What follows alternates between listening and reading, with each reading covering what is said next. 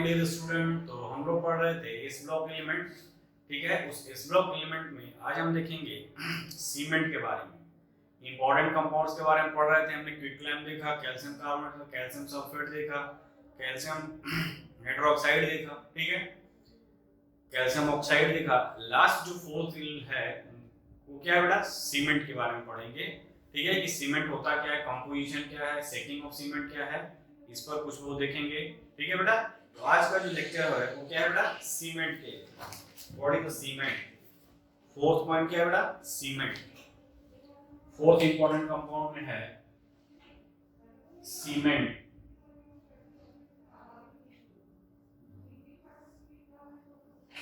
ठीक है, सीमेंट के बारे में डिस्कस करेंगे, तो वन बाय वन डिस्कस करोगे। तो सीमेंट का आप सब लोग अवेयर हो कि सीमेंट का यूज कहाँ नहीं होता है, यानी कि बिल्डिंग मटेरियल में यूज करते हैं, ब्रिज डैम का प्रिपरेशन में, ब्रिज का प्रिपरेशन में। ठीक है, तो one of the most important constituent of building material. अगर वो नहीं तो हमारा छत नहीं तो हम बेघर रहेंगे। तो सबका अलग इंपॉर्टेंस है। उसी तरह सीमेंट भी हमारा क्या है, एक मेन कॉन्स्टिट्यूएंट है बिल्डिंग मटेरियल का। फर्स्ट पॉइंट, सीमेंट की डिस्कवरी इंग्लैंड में हुई थी। ठीक है, ये सब जनरल नॉलेज की चीजें हैं। तो अगर हम बात करें 1824 में, it was first introduced by Joseph Aspdin. Joseph Aspdin scientist ने इसको इंट्रोड्यूस किया था इंग्लैंड में। किस टाइम बेटा, इन 1824। 1824 में जोसेफ एस्पडिन नामक साइंटिस्ट इसको इंट्रोड्यूस किया था इंग्लैंड में। ठीक है, इसको पोर्टलैंड सीमेंट भी बोलते हैं, क्योंकि ये जो है वो अगर देखोगे तो पोर्टलैंड इंग्लैंड में एक आइसलैंड है, उससे ऑब्टेन किया गया था, तो उसको बोलते हैं क्या, पोर्टलैंड सीमेंट भी बोलते हैं। फिर इसका कंपोजिशन देखेंगे, क्या क्या मेन कॉन्स्टिट्यूएंट है। ठीक है, अब देखो यहाँ पे, तो सीमेंट के बारे में लिखोगे, cement is one of the most important, cement is a one of the most important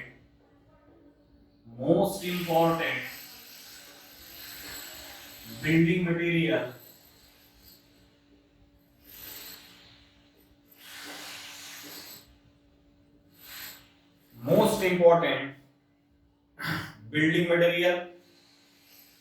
cement is one of the most important building materials है बेटा। फर्स्ट पॉइंट, अगर हम बात करोगे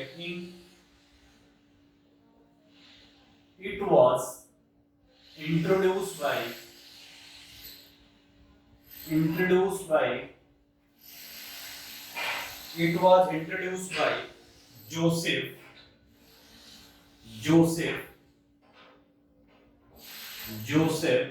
Joseph Aspidin in 1824 in England. ठीक है, England में first time इसको इंट्रोड्यूस किया गया था जोसेफ एस्पडिन के थ्रू, सीमेंट के बारे में।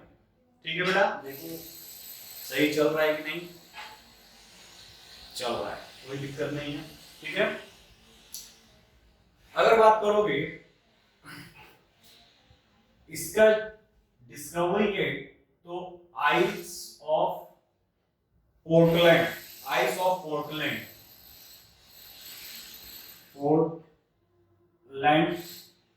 ठीक है, इन इंग्लैंड में है आइस ऑफ पोर्टलैंड, वहां से इसको ऑब्टेन किया गया था, इसलिए इसको पोर्टलैंड सीमेंट भी बोलते हैं। It is also called Portland cement. तो लिखोगे it is also called Portland cement,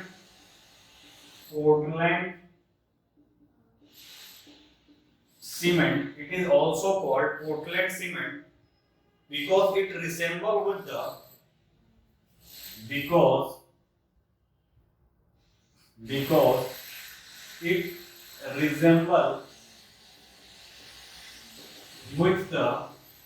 इसका रिजेंबल किससे था, resemble with the natural limestone natural limestone, limestone क्या है बेटा, calcium carbonate, natural limestone quarried in the Isles of Portland in England, Portland in England लिख लो। यानी कि नेचुरल लाइमस्टोन से इसका नेचर जो क्या था, वो रिसेंबल था, इसलिए इसको क्या बोलते हैं बेटा, पोर्टलैंड सीमेंट। ठीक है, तो यदि हम कंपोजिशन की बात करें पोर्टलैंड सीमेंट की, तो हमने बताया था क्या, क्विकलाइम जब पढ़ाया था, क्विकलाइम मेनली यूज होता है किसके लिए, सीमेंट के प्रिपरेशन में। Calcium oxide is known as quicklime. ठीक है, तो अगर हम बात करें एवरेज कंपोजिशन की, वन बाय वन देखो, एवरेज कंपोजिशन ऑफ, यहां पे डालोगे average composition of Portland cement. ठीक है बेटा, तो इसमें देखोगे कैल्शियम ऑक्साइड, यानी हम बात करें कैल्शियम ऑक्साइड की, यानी कि कैल्शियम ऑक्साइड देखोगे तो 50 to 60% होता है कंपोजिशन में कैल्शियम ऑक्साइड। ठीक है, उसी तरह अगर बात करोगे सिलिका की, सिलिका SiO2 की बात करोगे तो ये जो है वो 20 से 25%, 20 से 25%। उसी तरह अगर बात करोगे एल्यूमिना, एल्यूमिना यानी Al2O3 4 से 6%। ठीक है, उसी तरह मैग्नीशियम ऑक्साइड, मैग्नीशियम ऑक्साइड यानी MgO की बात करोगे तो इसका जो परसेंटेज है 2 to 3%, 2 से 3%। उसी तरह बात करोगे फेरिक ऑक्साइड, ठीक है, फेरिक ऑक्साइड Fe2O3, इसका जो परसेंटेज है 1 से 2%, 1 से 2%। उसी तरह सल्फर ट्राइऑक्साइड यानी SO3, ये भी 1 से 2%। तो this is the composition of cement, Portland cement का कंपोजिशन है। ठीक है, फॉर गुड क्वालिटी सीमेंट की अगर हम बात करें, यहाँ पे फॉर गुड क्वालिटी सीमेंट की अगर हम देखोगे तो परसेंटेज ऑफ सिलिका और एल्यूमिना, तो यहाँ पे लिखोगे for good quality cement, for good quality cement percentage of silica and percentage of alumina, ये 2 से 4% होना चाहिए, 2.5 to 4%, 2.4 to 4%। ठीक है, उसी तरह अगर बात करोगे percentage of lime,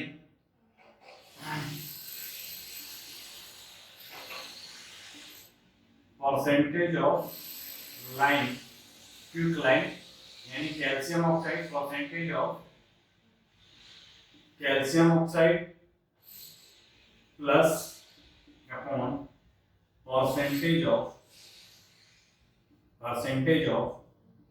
SiO2 Al2O3 plus Fe2O3, इनका जो परसेंटेज होना चाहिए कंपोजिशन बेटा, वो होना चाहिए 1.9 to 2.1%, 1.9 to 2.1%, ये होना चाहिए। ठीक है,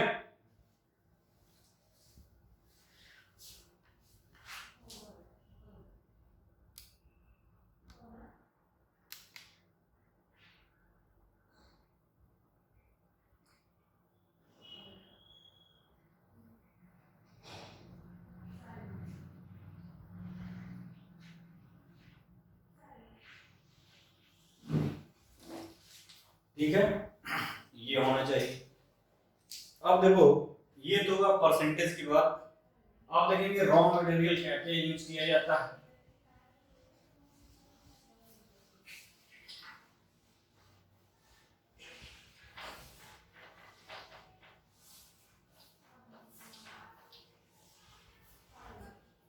ठीक है, raw material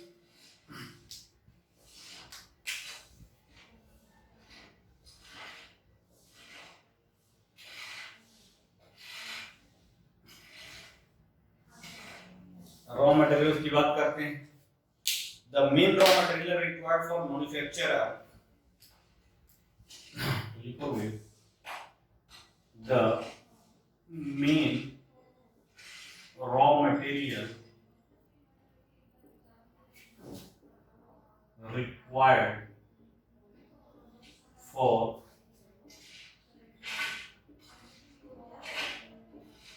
manufacture of cement are, क्या होगा बेटा, limestone, clay and gypsum. First की अगर बात करोगे तो है लाइमस्टोन, दूसरा अगर बात करोगे क्ले, और तीसरा अगर बात करोगे जिप्सम। ठीक है, limestone, clay and gypsum.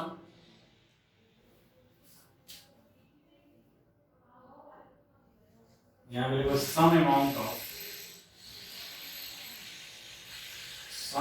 Of magnesium oxide and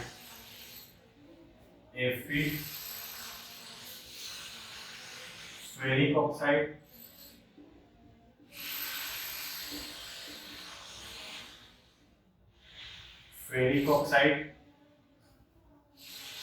are also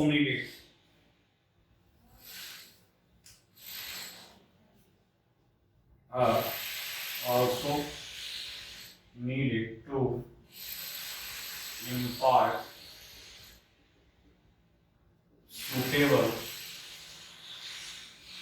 color, यानी कलर प्रोवाइड करने के लिए हम मैग्नीशियम ऑक्साइड और फेरिक ऑक्साइड का यूज करते हैं to the cement, colour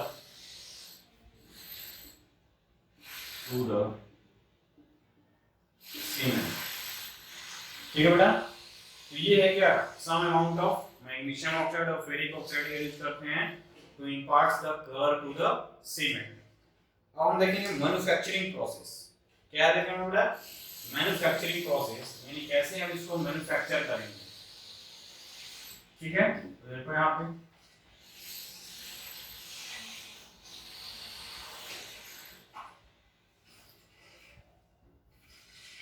heading डालोगे manufacturing process.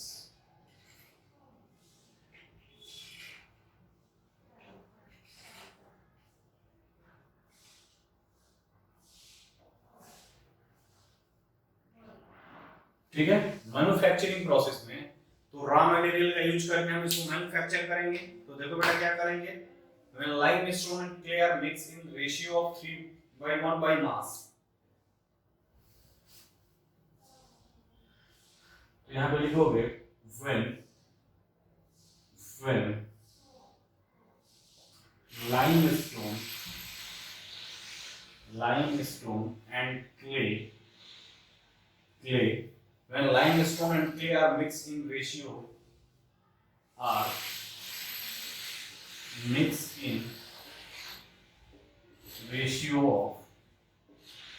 3:1 by mass, 3:1 by mass, and are all strongly heated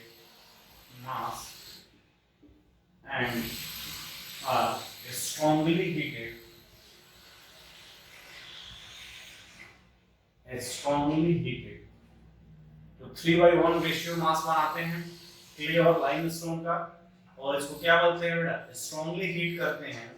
strongly heated together, strongly heated together they fuse, strongly heated together they fuse, ये fuse होंगे heat करोगे, they fuse to form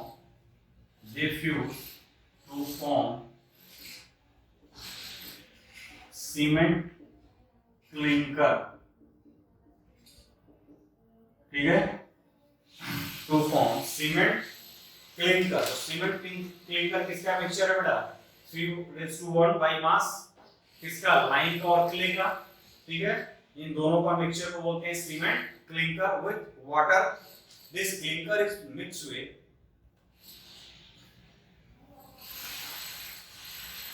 नीचे लिखोगे this clinker is mixed with 2 to 3% of gypsum, 2 to 3% of gypsum by weight, 2 to 3% of gypsum by weight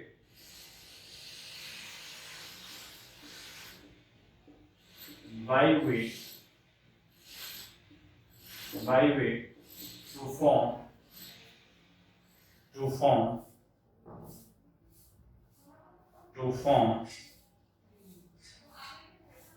cement, ठीक है। तो सबसे पहले हम क्या करते हैं बेटा? लाइमस्टोन और क्ले को मिक्स करते हैं 3/1 के मास में वाटर के साथ, और उसको साथ हीट कर देंगे। हीट करेंगे तो जो सब्सटेंस मिलेगा उसको बोलते हैं सीमेंट क्लिंकर। इस सीमेंट क्लिंकर में 2 to 3% क्या करेंगे? जिप्सम मिक्स कर देंगे बाय वेट, तो हमको क्या मिल जाएगा? सीमेंट बन जाएगा।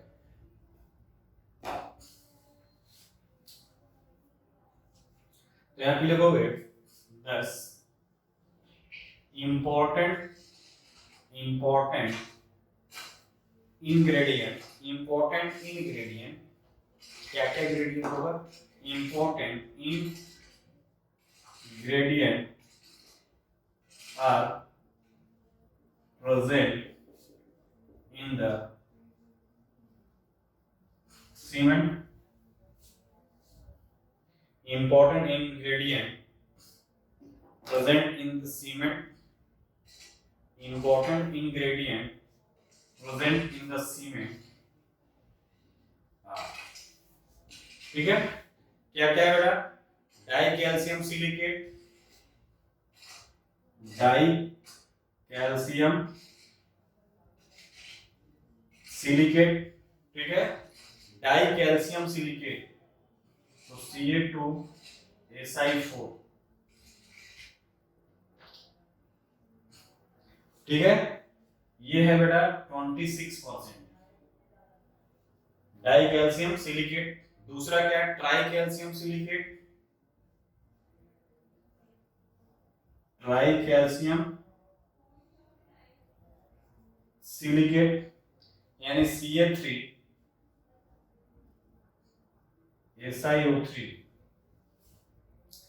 SiO5, ये है बेटा 56%, 51% ये है। और चौथा तीसरा जो है वो try calcium aluminate, tri calcium aluminate, ठीक है। ट्राई कैल्शियम एल्यूमिनेट का परसेंटेज 11% है।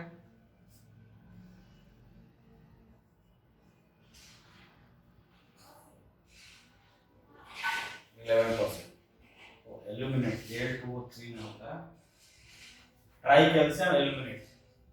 तो ये है सीमेंट का बनने के बाद का composition. Calcium, di calcium silicate, tri calcium silicate और tri calcium aluminate, tri calcium aluminate, ठीक है। अब हम देखेंगे सेटिंग ऑफ सीमेंट, यानी वर्किंग कैसे सेट होता है, यानी सीमेंट का सेटिंग कैसे करते हैं। तो यहाँ पे देखोगे यूज के लिए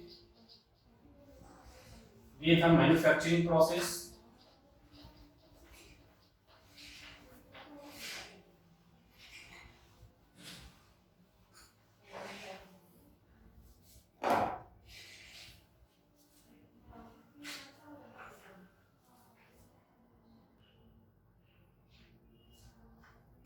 ठीक है बेटा। अब देखेंगे हम क्या, setting of cement.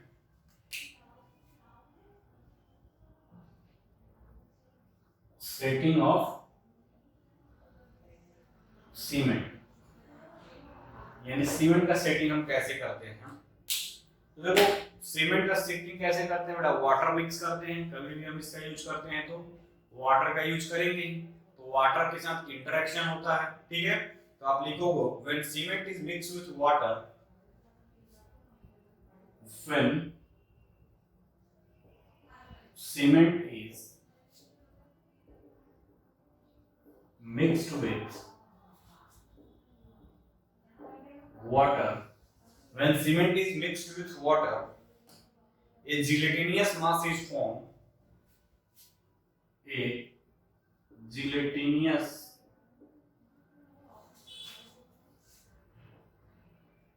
mass is formed. A gelatinous mass is formed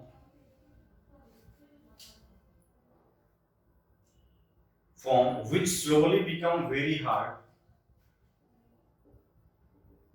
which slowly become very hard, ठीक है, in which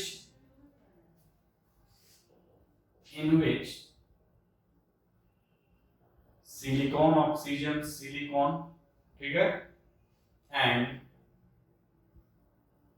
silicon oxygen aluminium silicon oxygen aluminium chain are formed, ठीक है, chain are formed. This is called chain are formed. This is called setting of cement.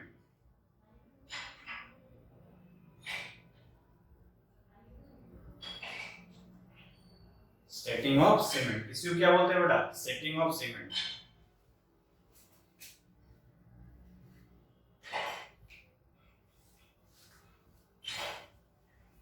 अब देखो gypsum क्या करता है बेटा, जिप्सम स्लो डाउन करता है सेटिंग को। तो जिप्सम क्या करेगा, gypsum slow down the setting of cement, slow down the process of setting, slow down the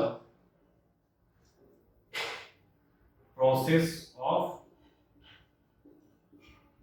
setting, processing setting का जो प्रोसेस है उसको क्या करेगा, स्लो डाउन करता है। तो कभी कभी क्वेश्चन बनता है कि जिप्सम का क्या यूज है, तो gypsum is slow down the setting of cement, cement के सेटिंग को स्लो करेगा, ठीक है, of the cement. Gypsum slow down the process of setting of cement, process of setting of cement, so that it gets sufficiently hardened, so that it get sufficiently hardened.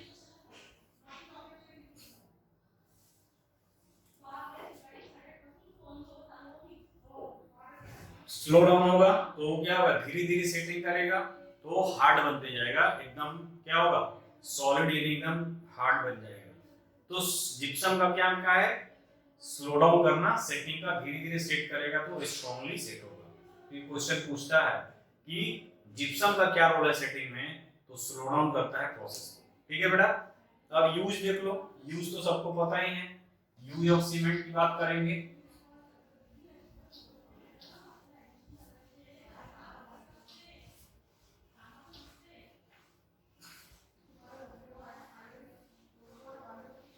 Use of cement,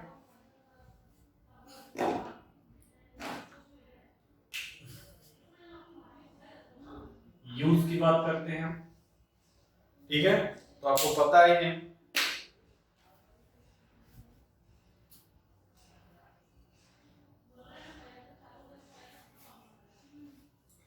तो अगर हम बात करेंगे तो India is a one of the India is a one of the major cement producing country. India is a one of the major cement producing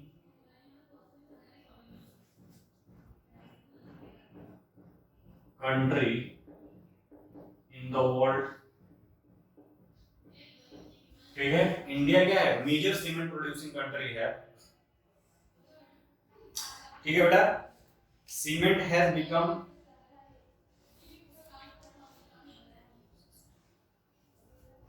तो ये point हुआ, cement becomes cement has become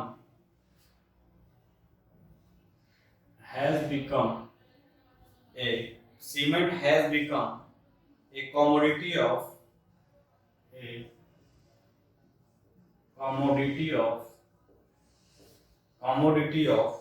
natural national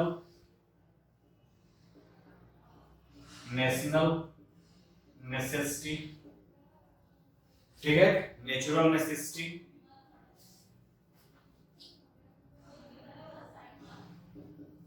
ठीक है, natural necessity for any country next to iron. Natural necessity for any country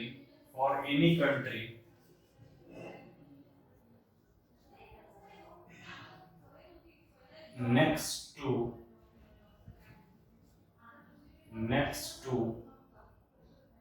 iron के बाद अगर कोई भी कॉन्स्टिट्यूएंट है, उस सीमेंट का इंपॉर्टेंस ज्यादा है किसी भी कंट्री के लिए। ये नेशनल क्या है? ये हमारे नेशनल यानी कि देश की प्रगति को दिखाता है, डेवलपमेंट को दिखाता है।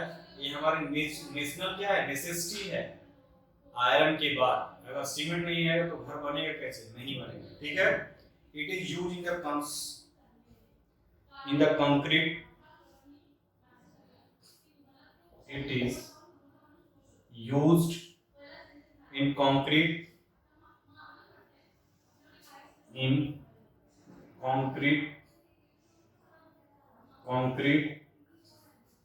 Portland cement,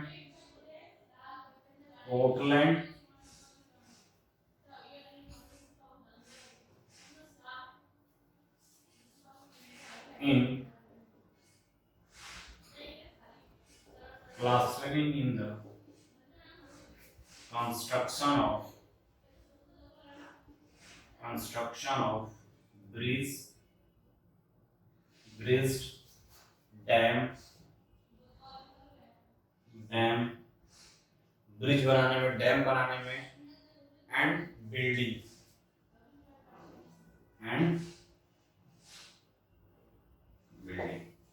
तो ये है कुछ इंपॉर्टेंट पॉइंट्स उसके सीमेंट का यूज के लिए। तो आपको पता ही है, ऑलरेडी सब कुछ जानते हो इसके बारे में, ये तो आंख से सामने सबको दिखता है। ठीक है बेटा, अब हम देखेंगे बायोलॉजिकल इंपॉर्टेंस ऑफ कैल्शियम और मैग्नीशियम, यानी मैग्नीशियम और कैल्शियम की बायोलॉजिकल इंपॉर्टेंस क्या है, तो उसको हम डिस्कस करेंगे। ठीक है, तो हेडिंग डालो क्या? Biological importance of calcium and magnesium.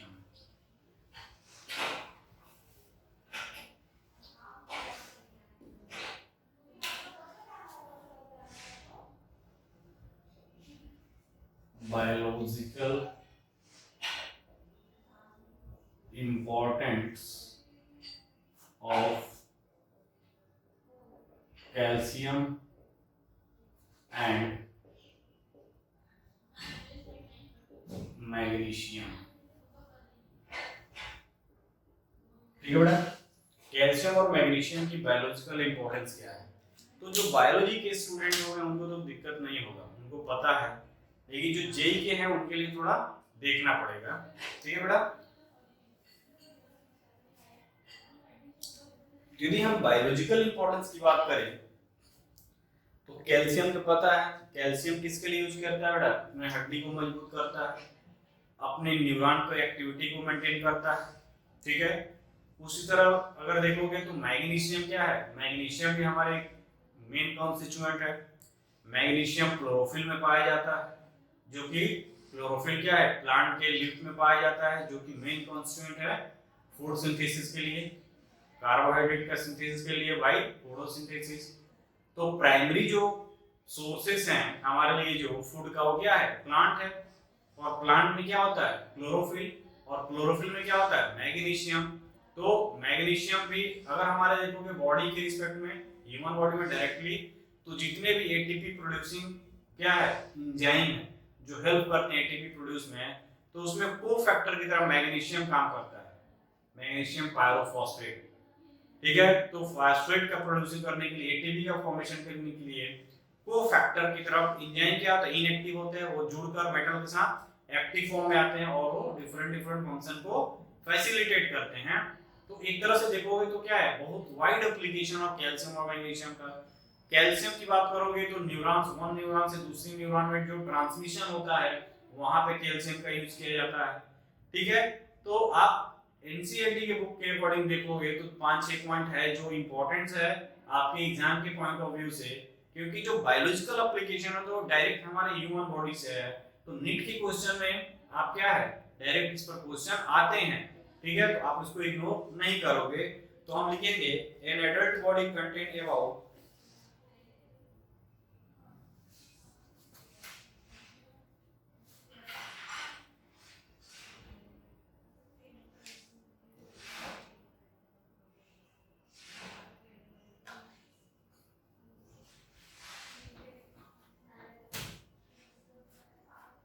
यदि अगर एडल्ट बॉडी की बात करोगे, एन एडल्ट बॉडी,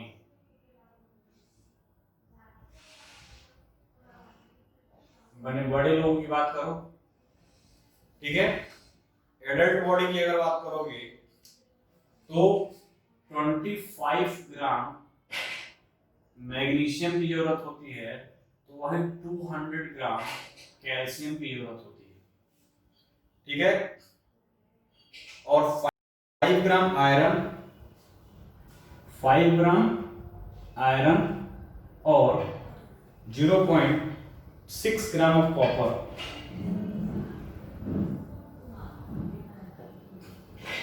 तो आप सोच सकते हो इस दोनों का इंपॉर्टेंस कितना है। एक एडल्ट बॉडी की बात करोगे तो मैग्नीशियम और कैल्शियम 25% 200 ग्राम, ठीक है, एक एडल्ट बॉडी के लिए जरूरी है। नेक्स्ट पॉइंट, मैग्नीशियम की अगर हम बात करें तो magnesium act as a cofactor, magnesium act as a cofactor, magnesium act as a cofactor for enzyme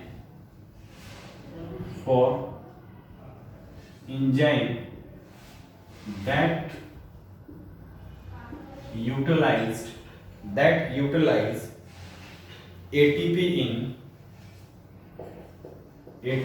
in phosphate transfer,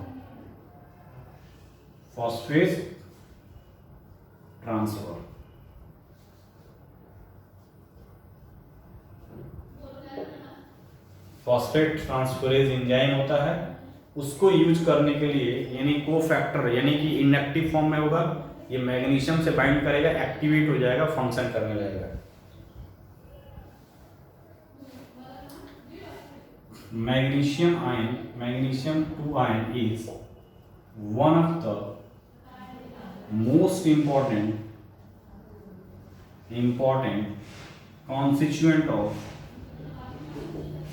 constituent of plant green pigment, constituent of chlorophyll,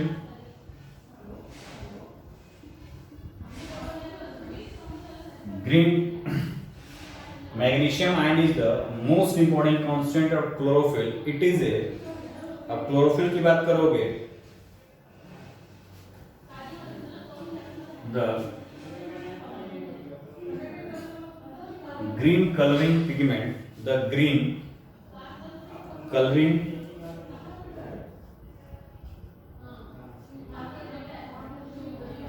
pigment in the plant, जो photosynthesis में help करता है। ठीक है, तो magnesium का use करते हैं पिगमेंट का, यानी मैग्नीशियम जो होता है क्लोरोफिल में क्या होता है, एक्टिव सेंटर की तरह काम करता है, क्लोरोफिल का एक्टिव सेंटर में।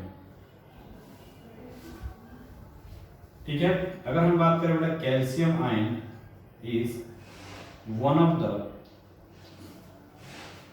The most important constituent of bones and teeth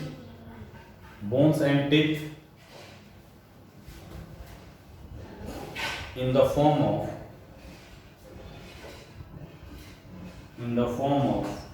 calcium phosphate.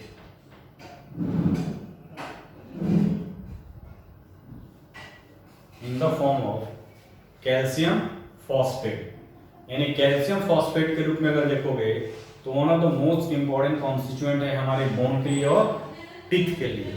ठीक है, तो यहाँ पे वो calcium ion also play an important role in neuromuscular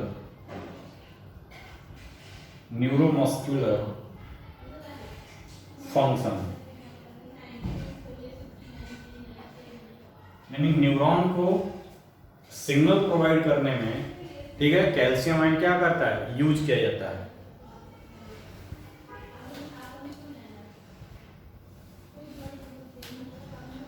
ठीक है,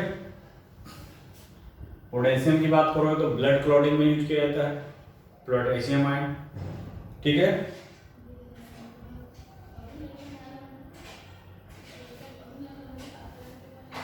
the release of energy due to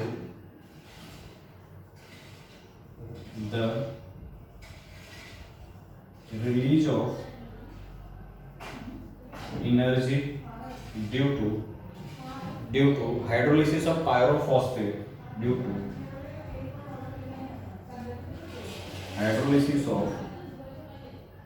pyrophosphate is controlled by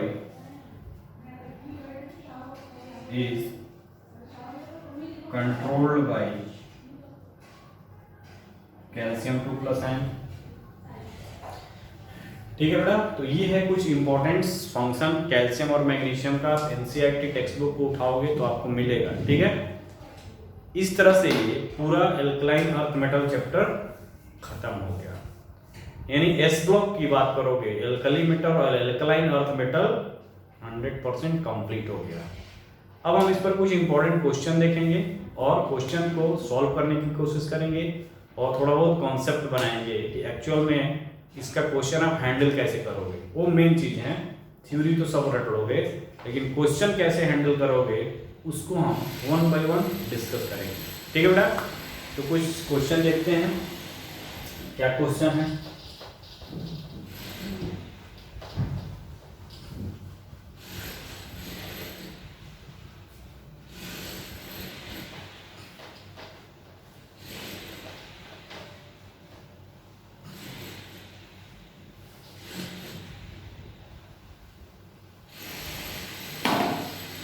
ठीक है ना, यहां से देखोगे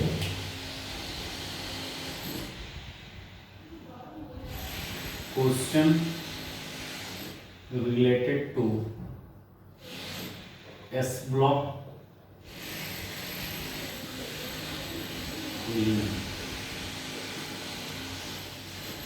एस ब्लॉक एलिमेंट से रिलेटेड क्वेश्चन रटा रटा क्वेश्चन आता है, टफ नहीं आता है। आप अगर कंसेप्ट बनाओगे तो इसका 1-2 क्वेश्चन मिलेगा, इजी वे में कर ले जाओगे। सबसे जरूरी मैं बता दूं कि बेरिलियम के जो एनोमलस बिहेवियर है और लिथियम का जो एनोमलस बिहेवियर है, दोनों का जो डायगोनल रिलेशनशिप है उससे क्वेश्चन 100% पूछे जाते हैं। तो anomalous behaviour of beryllium, lithium plus उसका डायगोनल रिलेशनशिप के बारे में 100% सिक्योर रहना।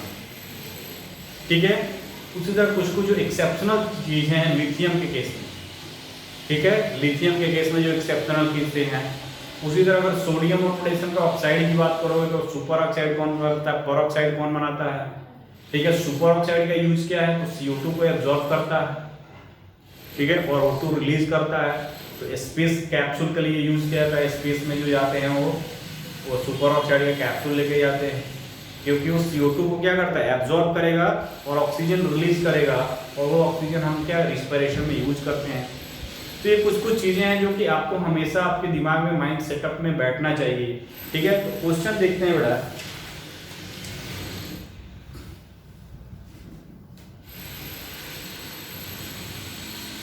ठीक है,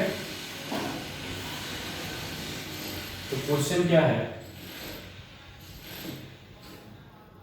decreasing order of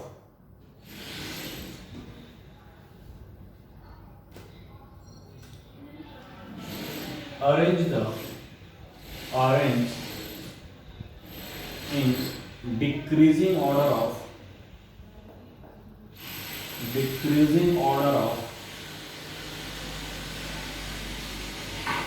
hydrated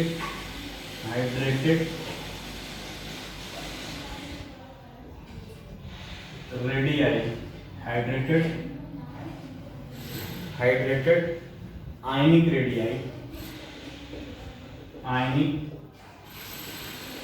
radii of alkali metal। ठीक है बेटा, तो मान लो एल्कली मेटल में क्या है, पोटेशियम है, लिथियम है, सोडियम है, ठीक है, रुबिडियम है, सीजियम है, ठीक है। तो क्वेश्चन क्या कर रहा है कि hydrated ionic radii of alkali metal, hydrated water यानी कि वाटर के रिस्पेक्ट में बात कर रहा है कि इनको वाटर में डालने के बाद इनका आयनिक रेडियाई क्या होगा। ठीक है, देखो कैसे करोगे इसको बेटा,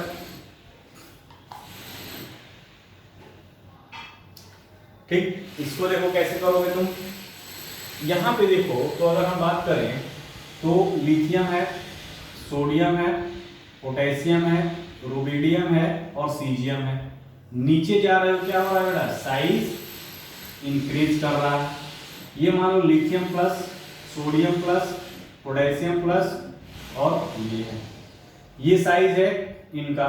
मान लो इसका साइज क्या है बेटा, ये है इसका साइज, ठीक है, नीचे जा रहा है तो साइज बढ़ रहा है पोटेशियम का, ये हो गया पोटेशियम का, ये हो गया बेरिलियम का, और ये हो गया इसका सीजियम का।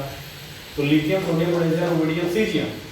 अब कह रहा है कि इसमें वाटर ऐड कर दो, आयनिक रेडियाई पूछ रहा है, hydrated ionic radii, water add कर दोगे तो क्या होगा बेटा,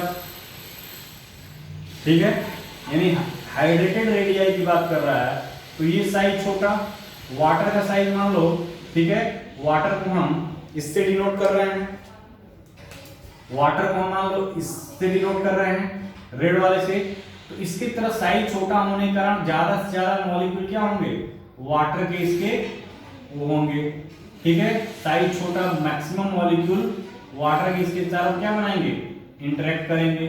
तो मैक्सिमम इंटरेक्शन होगा तो क्या होगा बेटा, इसका आयनिक रेडियाई की अगर बात करोगे तो आयनिक रेडियाई यानी हाइड्रेटेड रेडियाई क्या हो जाएगा, बढ़ जाएगा। यानी कि वाटर के केस में हाइड्रेटेड रेडियाई लिथियम का साइज छोटा होने के कारण ये इंक्रीज कर जाएगा, वाटर ऐड कर रहे हो तो। उसी तरह अगर मान लो यहाँ पे वाटर ऐड किए हो तो ये साइज ऑलरेडी बड़ा है, तो क्या होंगे, वाटर मॉलिक्यूल एक लेयर बनाएंगे ऐसे, ठीक है, फिर दूसरा बनाएंगे तो साइज बड़ा होने का इंटरेक्शन कम हो जाएगा। यानी कि हाइड्रेटेड आयन की जो साइज होगी वो क्या होगी, ये साइज यहाँ पे ये बड़ा है, यानी ये देखोगे तो ये बड़ा है, तो क्या होंगे, नंबर ऑफ वाटर मॉलिक्यूल इसके चारों तरफ कम आएंगे, यानी मोर क्लोज कम आएंगे, और मोर क्लोज कम आएंगे तो इसका जो साइज हो जाएगा वो क्या हो जाएगा बेटा, ये ऐसे तो बड़ा है, लेकिन वाटर में इसका साइज, हाइड्रेटेड आयन का साइज छोटा हो जाएगा। तो यदि हम बात करें हाइड्रेटेड आयन क्वेश्चन पूछ रहा है, क्वेश्चन पे ध्यान देना कि पूछा क्या है। अगर आयनिक रेडियई पूछ रहा है तो नीचे जाने पे बढ़ेगा, लेकिन अगर हाइड्रेटेड आयनिक रेडियई पूछ रहा है तो यानी वाटर के रिस्पेक्ट में बात कर रहा है, उस केस में देखोगे तो जो स्मॉलेस्ट साइज होगा यानी लिथियम का साइज छोटा, हाइड्रेशन ज्यादा उसका साइज बड़ा, यानी क्या हो जाएगा बेटा इसका आंसर, लिथियम प्लस आयन का साइज सबसे ज्यादा। उसके बाद क्या है, लिथियम, उसके बाद सोडियम हो जाएगा, उसके बाद क्या हो जाएगा, पोटेशियम हो जाएगा, लिथियम सोडियम पोटेशियम। उसके बाद क्या हो जाएगा, रुबिडियम हो जाएगा, और सबसे कम क्या हो जाएगा, सीजियम हो जाएगा। तो this is the decreasing order of the hydrated ion size of alkali metal. Decreasing order क्या है बेटा, ये डिक्रीजिंग ऑर्डर, डिक्रीजिंग ऑर्डर, यानी लिथियम हाइड्रेटेड आयन का साइज सबसे ज्यादा और सीजियम का सबसे कम होगा। तो ये इंपॉर्टेंट पॉइंट है, ठीक है। नेक्स्ट देखते हैं।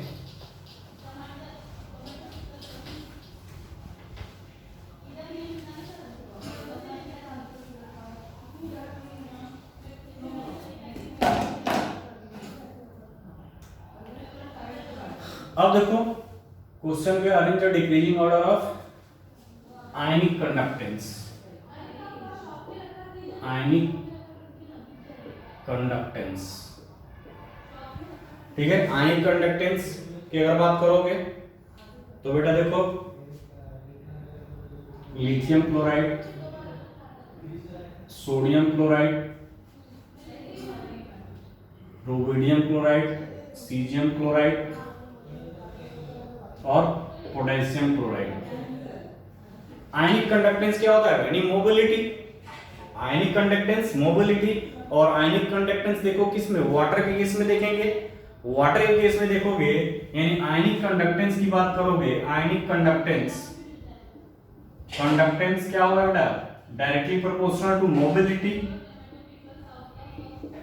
मोबिलिटी अभी हमने बताया कि अगर आयनिक कंडक्टेंस यानी कि लिथियम प्लस आयन, फिर अगर बात करोगे लिथियम आएगा, फिर सोडियम प्लस आयन है, फिर मान लो ये कैल्शियम प्लस आयन है, lithium sodium potassium, rubidium plus ion है और caesium plus ion. Ionic conductance की बात कर रहे हो तो इसका जो हाइड्रेटेड आयन होगा वो क्या होगा, वो सबसे ज्यादा, ठीक है।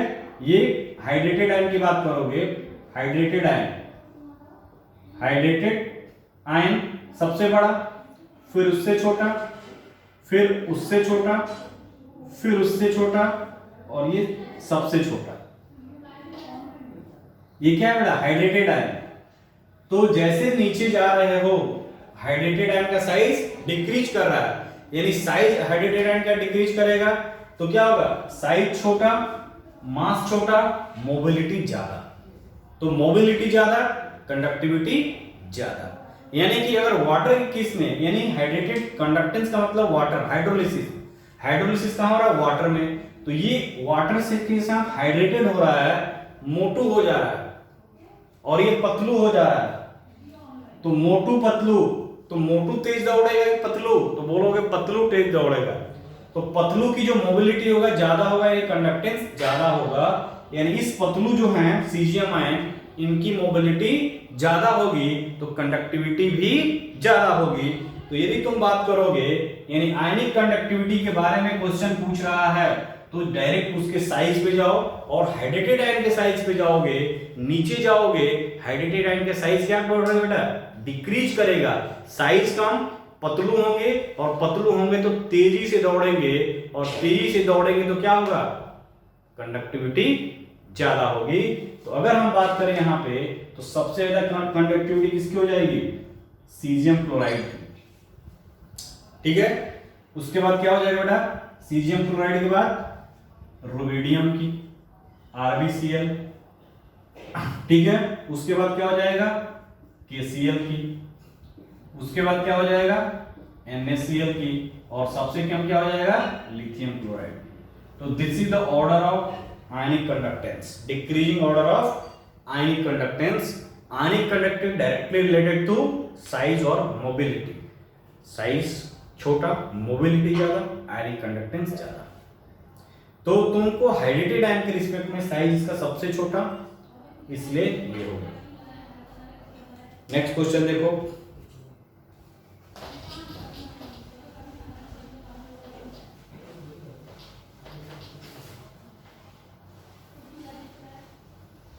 Arrange in decreasing order of melting point, melting point of the element, melting point of the element. ठीक है, मेल्टिंग पॉइंट की बात करोगे तो मान लो हम मेल्टिंग पॉइंट की अगर बात करोगे तो सोडियम हो गया, लिथियम हो गया, पोटेशियम हो गया, रुबिडियम हो गया एंड सीजियम हो गया। ठीक है, ये है मेल्टिंग पॉइंट। और मेल्टिंग पॉइंट वह टेम्परेचर जिस पे क्या हो, सॉलिड मेल्ट हो जाए, उसी को बोलते हैं मेल्टिंग पॉइंट। और मेल्टिंग पॉइंट किससे कनेक्ट होगा बेटा, अगर लिथियम एलिमेंटल फॉर्म में दिया यानी कि इसके मेटेलिक बॉन्ड, और मेटेलिक बॉन्ड की अगर रिस्पेक्ट में बात करोगे तो मेटेलिक बॉन्ड की अगर हम बात करें तो सबसे ज्यादा मेटेलिक बॉन्ड किसमें होगा, तो जिस आयन की साइज छोटा। एक्चुअल में होता क्या है कि मेटेलिक बॉन्ड को अगर डिफाइन करना हो तो देखो होता क्या है कि जो मेटल होते हैं, कोई भी मेटल है, ठीक है, उस मेटल का क्या है बेटा, न्यूक्लियस है, प्लस चार्ज है, और ये वैलेंस इलेक्ट्रॉन, वैलेंस सेल, ठीक है, वैलेंस सेल, और उसके नीचे क्या है, बाकी और इलेक्ट्रॉन है। तो प्लस चार्ज और वैलेंस सेल, इस वैलेंस छोड़ को सेल को इंक्लूड कर दो, एक्सक्लूड कर दो, इसके नीचे का जो पार्ट बचता है बेटा, इसके नीचे का जो पार्ट बचता है उसको बोलते हैं कर्नेल। क्या बोलते हैं बेटा, कर्नेल, यानी वैलेंस सेल, इसको बोलते हैं कर्नेल। वैलेंस सेल, कर्नेल क्या है बेटा, मेटेलिक बॉन्ड की अगर बात करोगे, वैलेंस सेल को एक्सक्लूड कर दो, उसके न्यूक्लियस से वैलेंस सेल को एक्सक्लूड कर दो, यानी अगर हम बात करें तो बहुत सारे क्या हैं, plus charge plus charge plus charge nucleus होंगे लिथियम के, और उसका जो वैलेंस सेल का इलेक्ट्रॉन होगा वो क्या होगा, इसमें अपेंडेड होगा, इस तरह से इलेक्ट्रॉन इलेक्ट्रॉन इलेक्ट्रॉन। ये जो लिथियम आयन है, इसका जो न्यूक्लियस है kernel, this is the actual में मेटेलिक बॉन्ड होता है क्या, interaction of kernel with valence electron, यानी कर्नेल के का जो इंटरेक्शन होता है किसका, वैलेंस सेल का, तो उसके बीच जो बॉन्ड बनता है उसको बोलते हैं क्या, मेटेलिक बॉन्ड।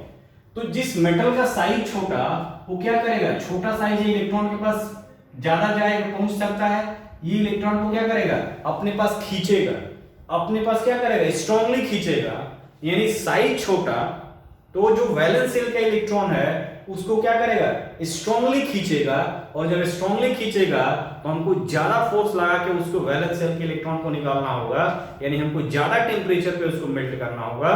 तो जिस मेटल का साइज छोटा होगा उसका मेटेलिक नेचर स्ट्रांग होगा, मेटेलिक बॉन्ड स्ट्रांग होगा, और मेटेलिक बॉन्ड स्ट्रांग होगा तो हमको ज्यादा टेम्परेचर पे उसको मेल्ट कराना पड़ेगा। That is why lithium has highest melting point. ठीक है, तो यदि मेल्टिंग पॉइंट की बात करोगे तो लिथियम हो गया, फिर सोडियम हो गया, पोटेशियम हो गया, रुबिडियम हो गया, देन सीजियम हो गया। तो ये है मेल्टिंग पॉइंट का ऑर्डर, किससे, मेटेलिक बॉन्ड के। साइज छोटा मेटल का, मेटेलिक बॉन्ड का नेचर स्ट्रॉन्ग, उसको ज्यादा एनर्जी चाहिए मेल्ट करने के लिए। ठीक है, नेक्स्ट क्वेश्चन देखो,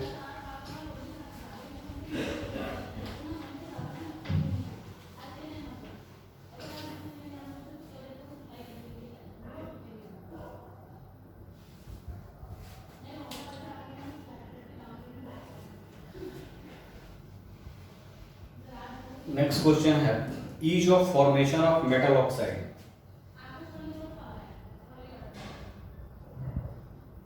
ease of formation of metal oxide. Ease of formation of metal oxide. ठीक है बेटा, अगर हम बात करें यहाँ पे लिथियम नाइट्रेट है, पोटेशियम नाइट्रेट है, सोडियम नाइट्रेट है, रुबिडियम नाइट्रेट है एंड सीजियम नाइट्रेट। कहा है कि ease of formation of metal oxide, किसमें मेटल ऑक्साइड बनेगा। ठीक है, उसको देखो बेटा, तो मेटल ऑक्साइड की अगर बात करोगे तो यदि लिथियम नाइट्रेट को अगर हीट करते हो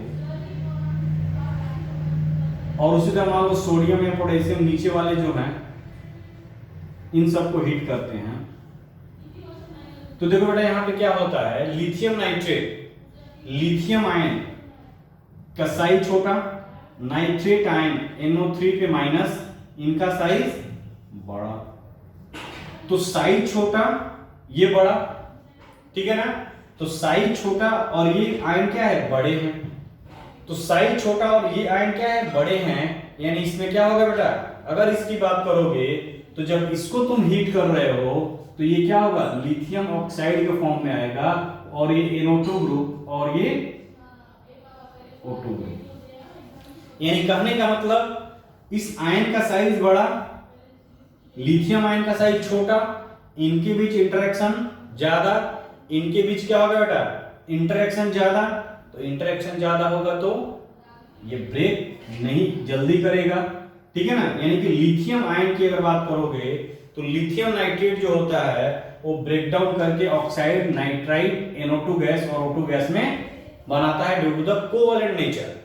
अगर हम बात करें सोडियम नाइट्राइट का, तो सोडियम नाइट्राइट के केस में अगर देखोगे तो सोडियम नाइट्राइट क्या होता है, स्ट्रॉन्ग बॉन्ड होता है, यानी NaNO2 के फॉर्म में और ये O2 के फॉर्म में, यानी कि ease of formation of metal oxide, यानी कि लिथियम जो होगा नाइट्रेट वो मेटल ऑक्साइड का फॉर्मेशन कर रहा है, बाकी जो नीचे वाले हैं वो मेटल नाइट्राइट का फॉर्मेशन कर रहे हैं, NO2 गैस रिलीज नहीं कर रहा है। ठीक है बेटा, तो यही रीजन है कि लिथियम नाइट्राइट जो होता है वो ब्रेक डाउन करके लिथियम ऑक्साइड और NO2 गैस देता है, बाकी जितने होते हैं वो NO2 गैस नहीं रिलीज करते हैं, वो नाइट्राइट और ऑक्सीजन गैस रिलीज करते हैं। ठीक है, तो यहां पे देखोगे तो ऑर्डर क्या हो जाएगा, लिथियम नाइट्रेट, मेटल ऑक्साइड की बात कर रहा है, फिर क्या हो जाएगा, सोडियम नाइट्रेट, फिर क्या हो जाएगा, पोटेशियम नाइट्रेट, फिर क्या हो जाएगा, hydrogen, lithium sodium potassium, rubidium और सबसे कम सीजियम नाइट्रेट, ये ऑर्डर है। ठीक है बेटा, अब देखो next decreasing order of density, ये भी इंपॉर्टेंट क्वेश्चन है।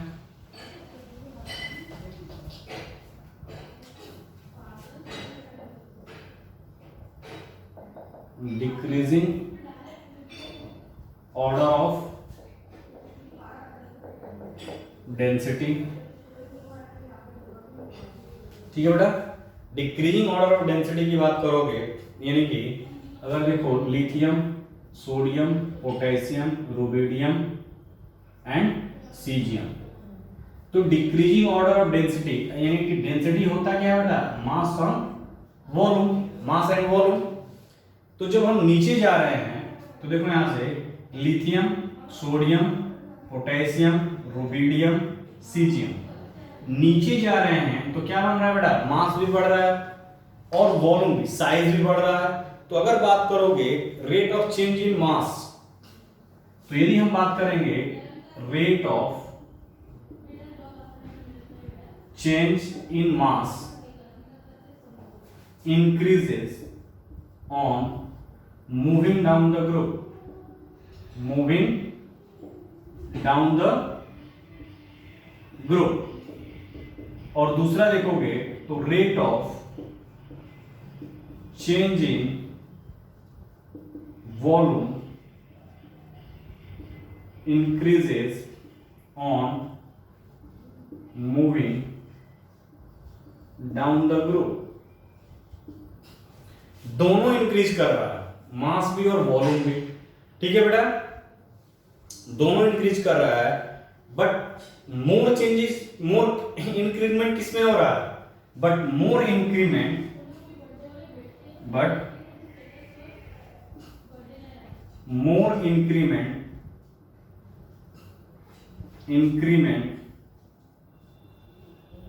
occurs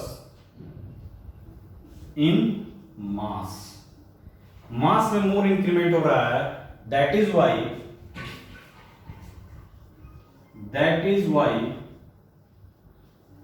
density increases down the group,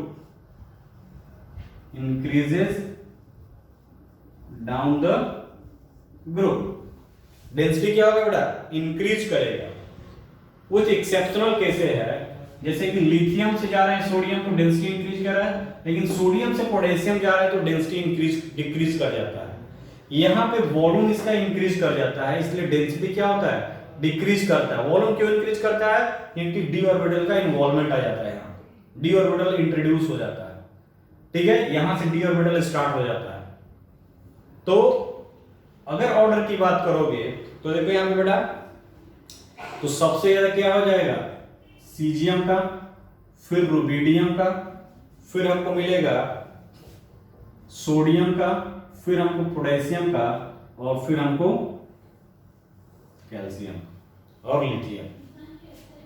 तो ये थोड़ा अलर्ट होना, यहाँ पे क्या है, ट्रेंड डिफरेंट हो गया, यानी होना चाहिए सीजियम रुबिडियम, फिर पोटेशियम, फिर कैल्शियम, फिर लिथियम, बट यहाँ सोडियम का डेंसिटी पोटेशियम से इंक्रीज कर जाता है। ठीक है, तो density of sodium is greater than potassium. तो यहाँ पे लिख लो, याद रहे क्या, density of sodium is greater than potassium. ये थोड़ा अलग है, इसको थोड़ा दिमाग में रखना, क्योंकि यहां से ट्रेंड जो है यूजुअल जो सोचोगे उससे डिफरेंट है। यानी कि याद रखना कि सोडियम की जो डेंसिटी होती है पोटेशियम से ज्यादा होती है, नीचे जाने पर डेंसिटी इंक्रीज करती है, बट सोडियम से पोटेशियम जाने पे डेंसिटी डिक्रीज करती है, बिकॉज वहां वॉल्यूम का जो इंक्रीमेंट होता है वो ज्यादा होता है।